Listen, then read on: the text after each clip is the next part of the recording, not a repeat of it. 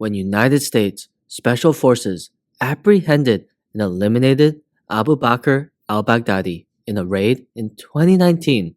The end of the leader of ISIS would be a triumphant victory in the battle against extremism. So what did we learn from the raid that pinpointed and killed Abu Bakr Al Baghdadi? Although not completely destroyed, the raid on the ISIS leader's compound would provide insights of the importance of on-the-ground intelligence and regional partners. We'll be looking at this article by WAPO, released just a few days after the raid on al-Baghdadi's compound. Welcome to Plausible Deniability, where we cover covert ops and military weapon systems. If you enjoy this operation analysis style video, please like and subscribe. It certainly helps out a small channel like mine. It would be reported that an Islamic State insider who was within the inner circle of Abu Bakr al-Baghdadi had recently switched sides and began providing information to the US-backed Kurdish SDF. The turncoat would reportedly start cooperating with Western-backed authorities after one of his relatives was slain by the Islamic State apparatus. Disillusioned, he would become an asset for the predominantly Kurdish Syrian Democratic Forces, but eventually he would be handed over to the US, who would further vet the agent for his veracity. The US intelligence services want to avoid another setback like the one suffered in the Khost bombing. One US official familiar with the matter would say, "It was assessed for quite a while that the person might have the key to the lock.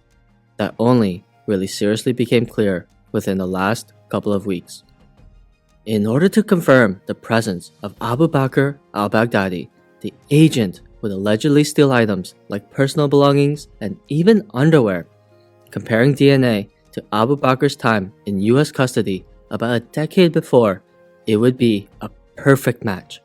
The cat and mouse game for the leader of ISIS would now move to a new phase, providing actionable intelligence such as that al-Baghdadi would always be wearing a vest and even the room-by-room layout of the compound.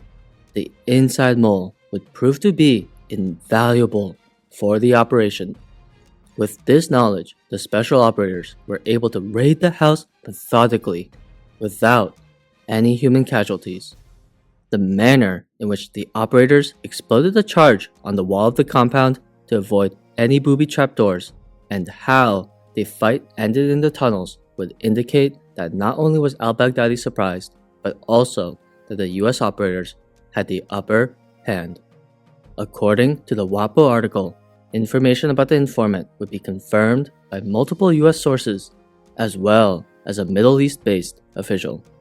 Apparently, the person would be a trusted logistical aide in the inner circle of the terrorist leader and his family. The informant would even be trusted with escorting family members of al-Baghdadi when they would receive medical care. For their role in the operation, the insider would be exfiltrated from the area with their family just a few days after the raid. So one of the questions is, why did the Kurdish SDF hand over such a valuable source to the American intelligence services? Of course, the Americans would look at such help with great gratitude, but some of the groundwork for future cooperation would be laid out a few years prior. During the height of ISIS around 2016, Kurdish, Iraqi, and American commando units would go hunting for key ISIS lieutenants and leaders. At the time, al-Baghdadi would prove to be elusive, but successes like knocking off ISIS propaganda leader Abu Muhammad al-Anani would be one of the highlights of the cooperation. Later on, when French and US operators would use state-of-the-art equipment to continue tracking Abu Bakr al-Baghdadi, the informant would help narrow the search to a small region in northwest Idlib province. The high levels of cooperation between nation-states and their assets would prove just how crucial local and regional allies would be. I don't think I can emphasize how important it is to blend human into operational tactics. At the time, Idlib would be a hotspot for the former Bashar al-Assad army. But al-Baghdadi would still use the spot to lay low, and the location would be interesting as well.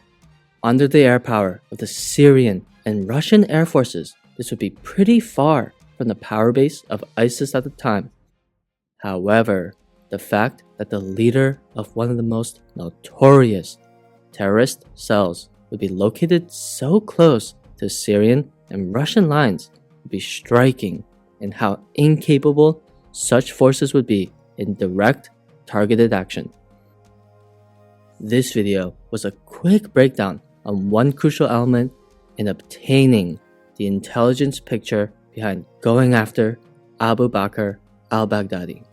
The raid certainly was a milestone in the war against terror, and as new threats continue to emerge in the 21st century, I thought it was interesting to see how the US intelligence community would target, track, and eventually eliminate a leader such as Abu Bakr Al Baghdadi.